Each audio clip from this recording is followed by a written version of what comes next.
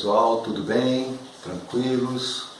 Vamos dando continuidade aí às nossas matérias da geografia e continuando na segunda parte aí do assunto de fontes de energia, vamos rapidamente aqui falar sobre os combustíveis fósseis que ficaram faltando na outra aula, no caso o carvão mineral e o gás natural.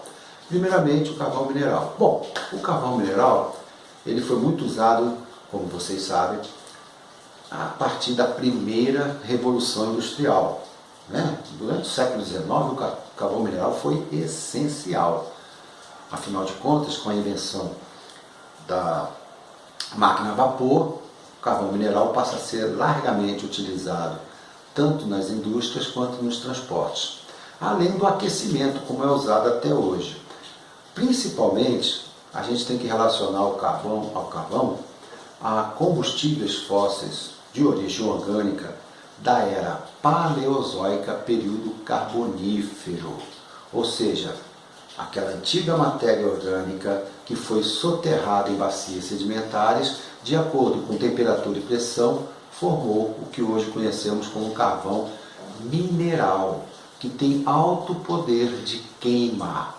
Hoje é muito utilizado principalmente para geração de energia elétrica, além da indústria, especialmente as siderurgias. O hemisfério norte concentra mais de 90% da produção de carvão mineral do planeta.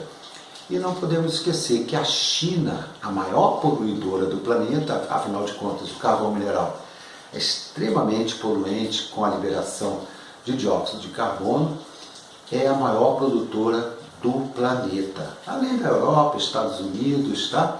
Mas a China é quem se destaca muito. Tudo bem? Beleza. O gás natural está associado ao petróleo. Normalmente, onde tem petróleo, existe o gás natural.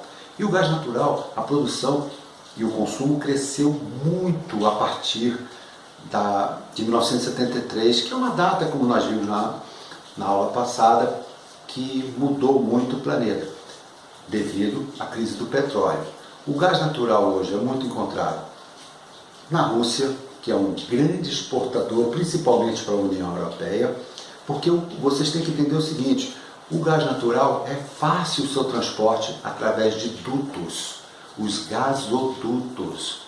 E além do que, a Europa é grande consumidora, a Europa Ocidental, especialmente a Alemanha, que depende muito desse gás natural russo.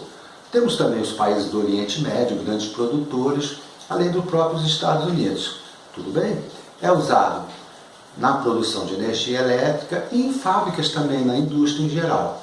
Também poluente, mas bem menor a poluição em relação ao petróleo, que é o próprio carvão mineral, que, nossa, esse daí, né, é demais. Lembrando que os automóveis também são movidos, alguns, lógico, são movidos a gás natural. Não confundir com o gás de cozinha. Isso aí é um GLP, não tem nada a ver, é outra coisa. E aqui no Brasil também, especialmente na região litorânea fluminense do Rio de Janeiro, foi encontrado grande produção de gás natural e uma parte da frota dos veículos no Rio de Janeiro e em São Paulo, os dois maiores centros consumidores, hoje são movidos a gás natural. Tudo bem? Beleza. Passando agora para as fontes de energia renováveis, vamos começar a destacar o biocombustível, bio de vida. Você pode imaginar o que foi usado, plantado e que, lógico, sendo vida, é usado na produção de energia elétrica. Nós temos a cana-de-açúcar, a beterraba, o milho, a soja, enfim, uma variada produção ligada ao agronegócio que é utilizada para a produção de energia. Tudo bem? E não se esqueçam também da produção de lenha. Afinal de contas, ainda se utiliza, como por exemplo aqui no Brasil, uma vaga, né, uma voga muito grande de energia produzida a partir da queima de árvores, né, de lenha. Tudo bem? Beleza. Olha só, isso aí é um estudo que está ligado ao agronegócio. Vamos começar falando do principal hoje no mundo, porque é uma energia renovável, polui menos e, óbvio, como não vai faltar, há um incentivo da própria ONU para que os países do mundo deem preferência a essa fonte energética. Tudo bem? Lembrando que não é só o Brasil, outros países do planeta incorporam biocombustível aos combustíveis tradicionais, como o petróleo, no caso a gasolina e o diesel. Aqui no Brasil, 27% da gasolina que você vai abastecer no posto é de etanol da cana-de-açúcar. E isso ocorre em outros países também. Não a essa porcentagem, mas também ocorre. Um incentivo para que diminua, né, a produção de CO2 para ajudar aí mitigar o planeta no quesito do efeito estufa. Tão preocupante. Tudo bem? Não é só o Brasil, outros também utilizam. Olha só, quando se fala da produção em larga escala de cana-de-açúcar, por exemplo, aqui no Brasil, para a produção do etanol ou álcool, nós temos que ver os prós e os contras. Os prós estão aí, ó, energia renovável, isso é muito importante. Petróleo vai acabar, né? Cana-de-açúcar vai ser plantada sempre. Nós temos também uma menor produção de poluentes para o planeta. Isso são efeitos favoráveis à produção do etanol brasileiro. Mas também tem os efeitos contrários, que são negativos. Isso vale para o Brasil e para o mundo. Vamos lá? Primeiro, a insegurança alimentar que pode ocorrer a partir disso. O que seria? Vamos entender. Ora, se o produtor coloca o milho para produzir etanol, o milho é muito produzido para etanol nos Estados Unidos da América, tudo bem? O que vai acontecer com o preço do milho para consumo humano? Seja diretamente, como o milho que a gente come, uma pipoca, ou indiretamente, quando esse milho vai alimentar os animais, que a base da ração mundial é a base de milho, tudo bem? Então o que acontece? Pode acontecer um aumento do preço do milho que vai para consumo do ser humano. E nas áreas mais pobres do planeta, como eu disse, pode causar a insegurança alimentar. Olha aí um problema que a gente tem que relacionar à produção do etanol. Tudo bem? Beleza? Aí o que acontece? Você tem que saber, Brasil, maior produtor de cana-de-açúcar do mundo, obviamente o maior produtor de etanol e até exporta etanol. Nos Estados Unidos, milho nos Estados Unidos, principalmente na região central dos Estados Unidos, conhecido como Corn Belt, o milho, parte dele vai para a produção de etanol. E nós temos na Europa, não esqueçam da União Europeia, com aqueles produtores que são subsidiados pelos estados, né, que nós já estudamos. O que acontece? Lá é a beterraba que produz o etanol para fins energéticos. Então está aí um exemplo que a gente pode colocar como um fator negativo. Outra coisa que também podemos destacar diz respeito ao aumento da concentração fundiária. O que acontece?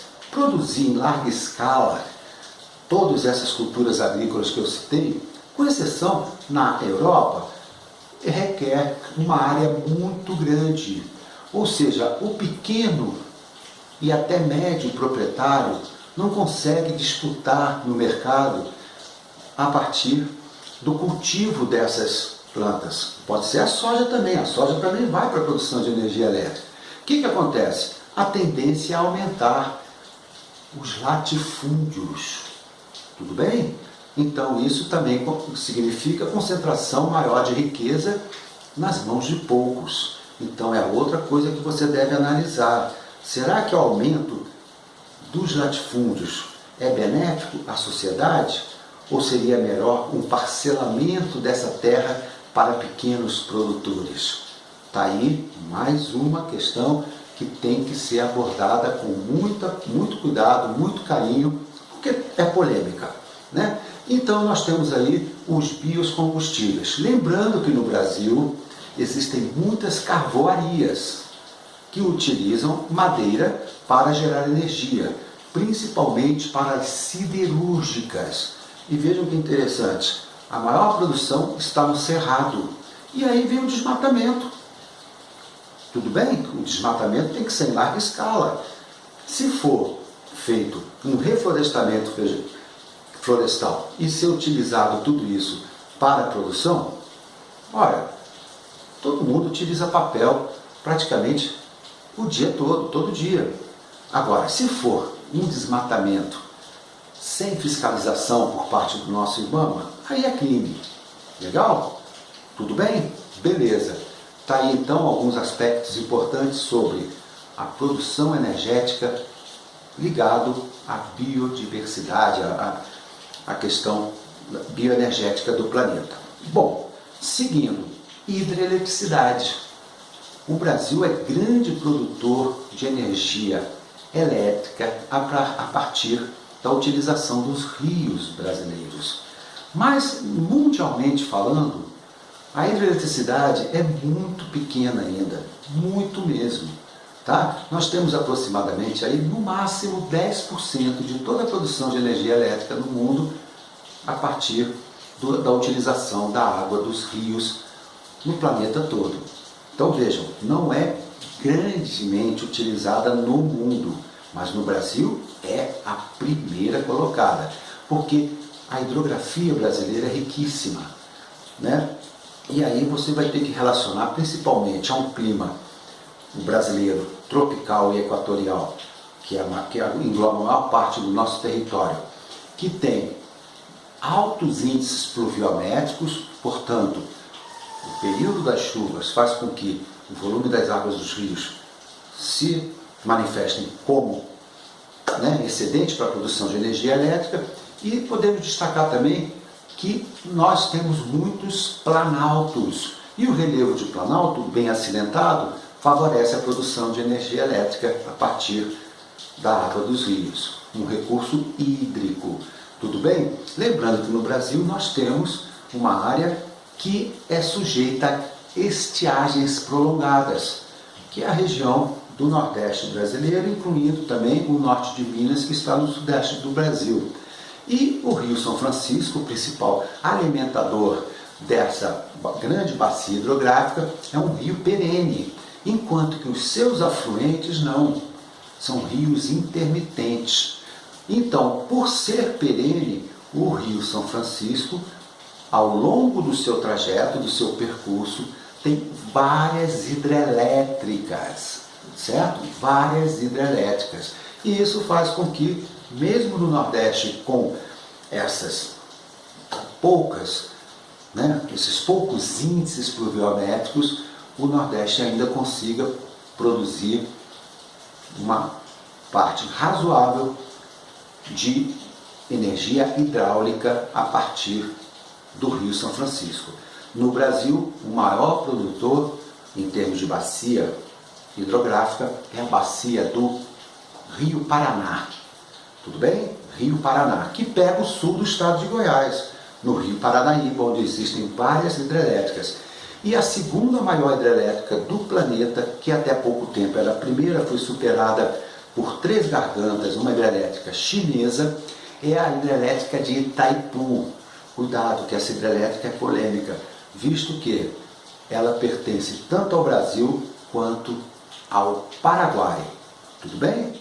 Beleza? Só que o Paraguai praticamente não entrou com nenhum investimento, e 50% da produção é dele, do país, o Paraguai. E ele exporta, inclusive, para o próprio Brasil. Pode parecer até incoerente, mas é desse jeito que funciona.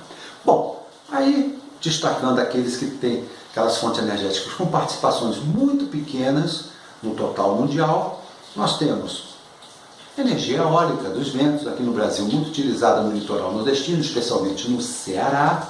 Tá? A maré motriz, que é uma produção de energia a partir das marés dos oceanos e mares, e destacamos a energia solar, que poderia tão ser utilizada no Brasil, visto que o Brasil é um país essencialmente tropical, mas é mínima essa produção, não só no Brasil como no mundo, embora em alguns países esteja um pouquinho melhor.